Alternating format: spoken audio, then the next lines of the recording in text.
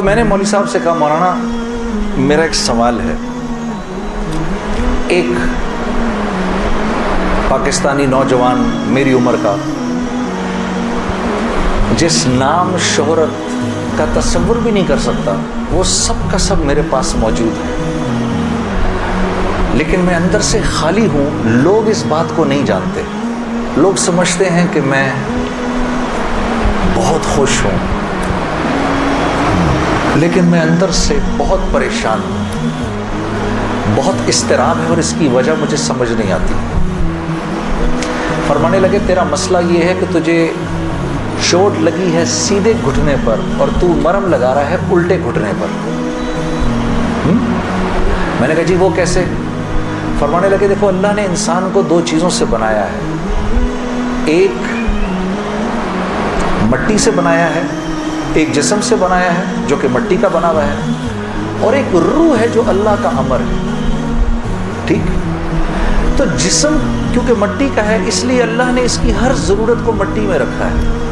جو کھانا ہم کھاتے ہیں، جو کپڑے ہم پہنتے ہیں، جو پانی ہم پیتے ہیں، جو جن گھروں میں ہم رہتے ہیں، جو چیزیں ہم استعمال کرتے ہیں، یہ سب جسم کی ضرورت کی چیزیں ہیں، اور کیونکہ جسم مٹی کا ہے تو اللہ نے ان تمام ضرورتوں کو مٹی میں رکھا ہے۔ روح اللہ کا امر ہے، یہ آسمانوں سے آئی ہے تو اس کی خوراک بھی آسمانوں پر ہے، زمین میں نہیں ہے۔ پھر فرمانے لگے اگر میں تم کو سونے کے ایک محل میں بند کر دوں اور 4 دن کھانے کو نہ دوں تم کیا کرو گے؟ میں نے کہا ظاہر سی بات ہے میں چیخوں گا کہ مجھے کچھ کھانے کو دو۔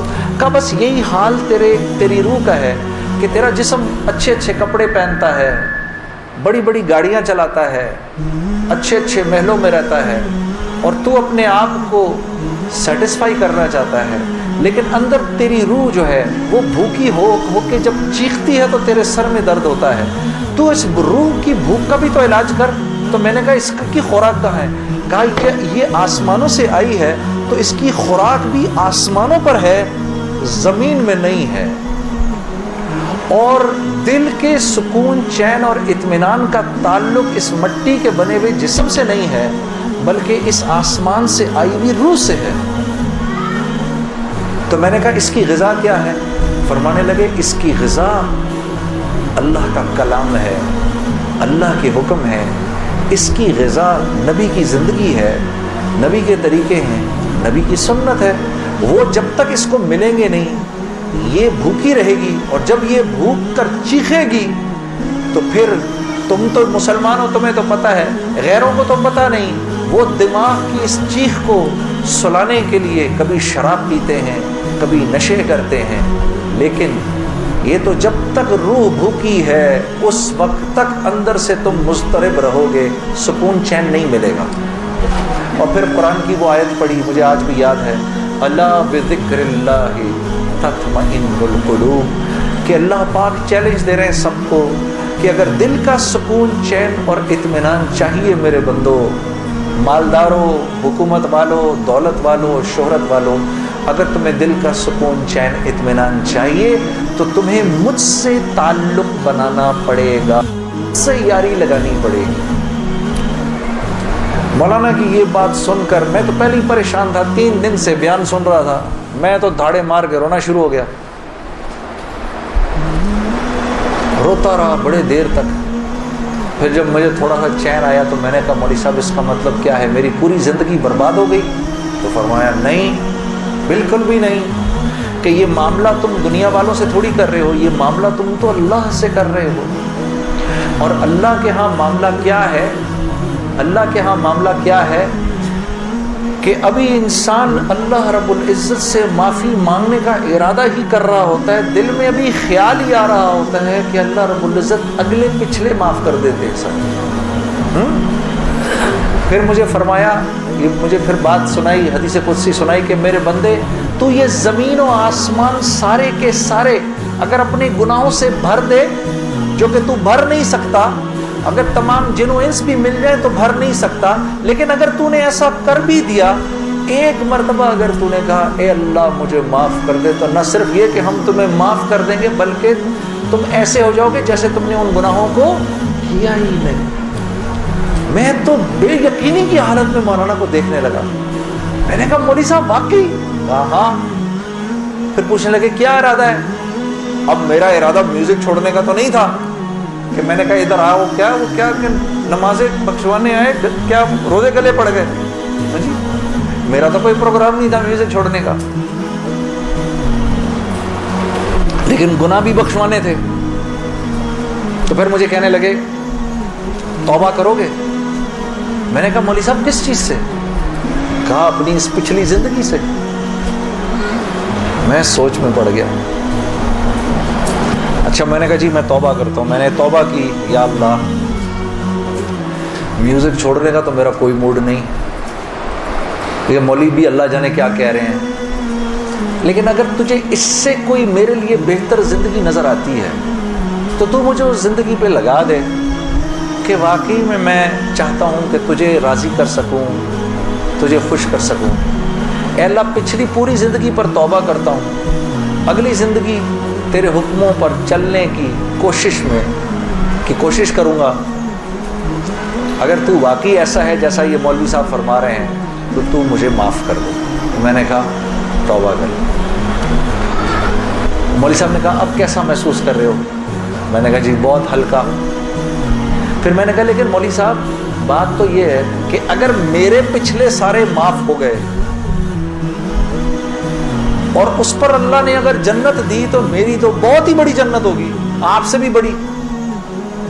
تو فرمانے لگے نہیں بیٹا اتنی جلدی نہ کرو، تمہیں وصول تو ہم ہی نے کیا ہے، جو تجھے ملے گا اس سے تو بڑا ہمیں ملے گا ہی ملے گا. ہاں لیکن میں نے کہا مولوی صاحب، اور بہنیں اس بات کی تصدیق کریں گی، موسیقی تو روح کی غذا ہے کہ نہیں؟ ہاں یہ سیالکوٹ کی خواتین یقین کرو پورے ملک کی پہلی بہنیں ہیں جو کہہ رہی ہیں نہیں، ورنہ اگر کسی نے نہیں بولا تو چپ ضرور رہی ہیں. سارے مردوں نے بولا ہے موسیقی روح کی غذا نہیں ہے. موسیقی روح کی غذا ہے جی.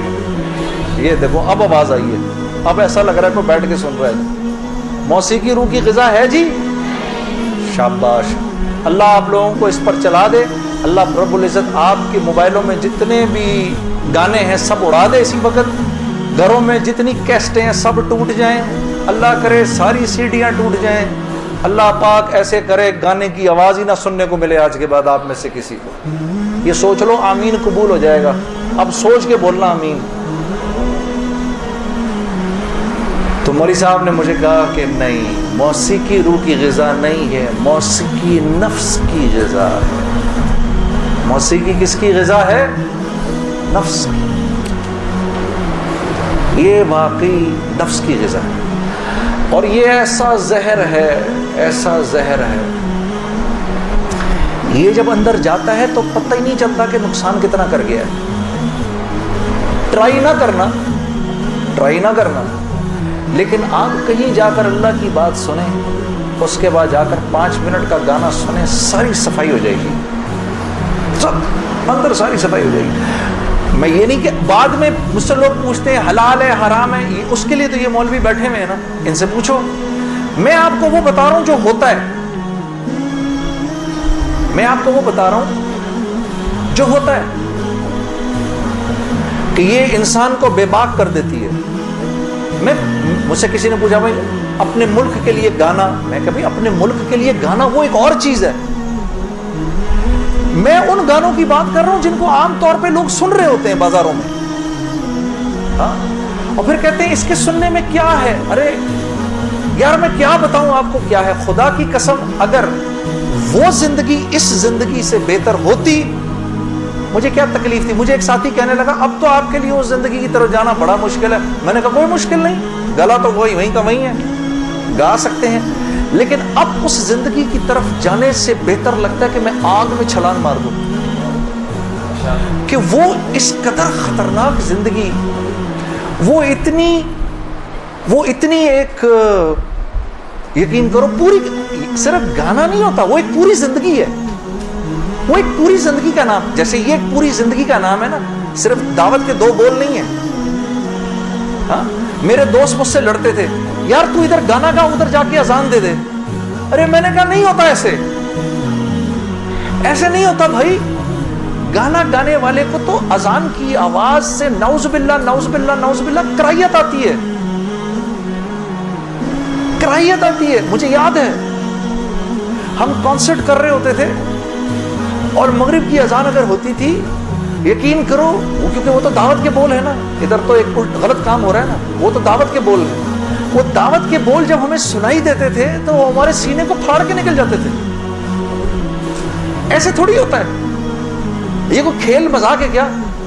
یا یہ کوئی ٹی وی کا پروگرام ہے کہ جس میں ایکٹنگ ہو رہی ہے کہ نہیں بھئی ادھر جا کر اذان دے دی، ادھر جا کے گانا گا دی، ادھر جا کے اذان دے دی. ایسے نہیں ہوتا. اور پھر اللہ کے نیکی کے کام کرنے کی تو اللہ کی طرف سے توفیق ملتی ہے میرے دوستو. ہاں، عمل صالح کرنے کی تو توفیق ملتی ہے. یہ ایسی تھوڑی کو میرا مطلب خالہ جی کا کھیل ہے کہ 95% نماز نہیں پڑھ رہا اور 5% نماز پڑھ رہا ہے. کیوں ہے ایسا؟ سب کیوں نہیں پڑھ رہے؟ من جانب اللہ توفیق ملتی ہے.